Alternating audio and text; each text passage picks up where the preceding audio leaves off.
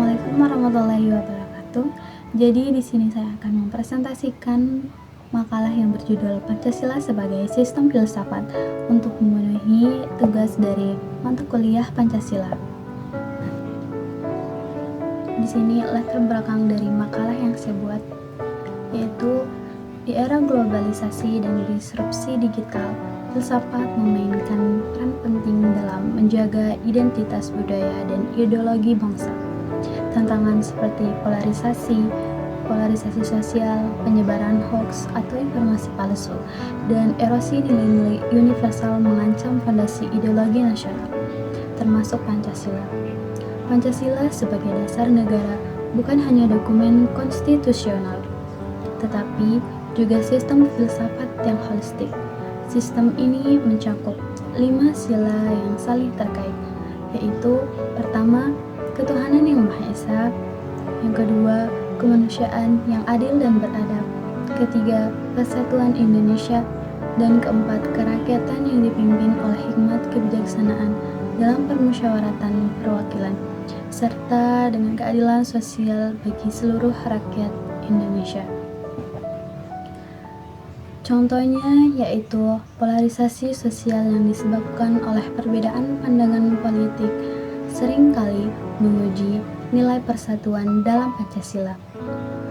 Penyebaran hoax dapat merusak kepercayaan masyarakat terhadap pemerintah dan lembaga negara yang bertentangan prinsip keadilan dan kebenaran. Pancasila sebagai sintesis filsafat Timur dan Barat. Pancasila dirumuskan oleh para pendiri bangsa pada tahun 1945 sebagai sintesis unik antara filsafat Timur dan Barat.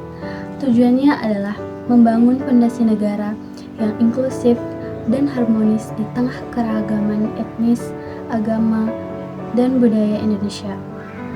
Sebagai sistem filsafat, Pancasila menawarkan kerangka ontologis, epistemologis, dan aksiologis yang komprehensif.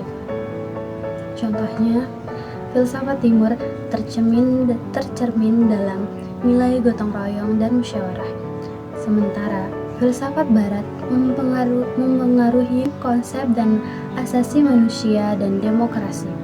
Pancasila mencoba menyeimbangkan kedua elemen ini untuk menciptakan sistem yang sesuai dengan konteks Indonesia. Tantangan pasca reformasi yang lebih mendalam. Pasca reformasi 1998, Pancasila menghadapi ujian dari arus liberalisme, sekularisme, dan radikalisme. Pemahaman filsafat Pancasila memerlukan pendekatan yang lebih nuansa untuk mengungkap mekanisme penerimaan dan penolakannya di kalangan masyarakat. Contohnya, liberalisme menekankan kebebasan individu yang kadang bertentangan dengan nilai kolektivisme dalam Pancasila. Sekularisme dapat mengabaikan peran agama dalam kehidupan berbangsa, sementara radikalisme mengancam persatuan dan kesatuan melalui ideologi ekstrem. Pengertian Pancasila sebagai sistem filsafat. Jadi, apa sih pengertian Pancasila sebagai sistem filsafat itu? Pancasila sebagai sistem filsafat adalah sebuah kesatuan yang bersifat organik dan komprehensif yang mengandung pandangan, nilai, dan pemikiran mendalam yang menjadi dasar ideologi bangsa Indonesia. Pancasila tidak hanya sebagai dasar negara, tetapi juga hasil renungan jiwa terhadap para pendiri bangsa yang disusun secara sistematis dan hierarkis, di mana setiap sila saling terhubung dan tidak bertentangan satu sama lain. Secara filosofis, Pancasila merefleksikan nilai-nilai kearifan lokal dan prinsip universal yang menjadi pedoman hidup berbangsa dan bernegara. Fungsi Pancasila sebagai sistem filsafat adalah untuk menjadi landasan sikap, tingkah laku, dan perbuatan masyarakat Indonesia dalam kehidupan sehari-hari, serta menjaga persatuan dan kesatuan bangsa. Dengan demikian, Pancasila memberi pandangan hidup yang menyeluruh dan rasional berdasarkan realitas budaya dan sosial masyarakat Indonesia. Dari pengertian Pancasila sebagai sistem filsafat, etimologi dan perumusan, Pancasila berasal dari bahasa Sanskerta panca yaitu 5 dan sila yaitu prinsip dasar. Dirumuskan oleh tokoh pergerakan kemerdekaan khususnya Insinyur Soekarno pada tanggal 1 Juni 1945.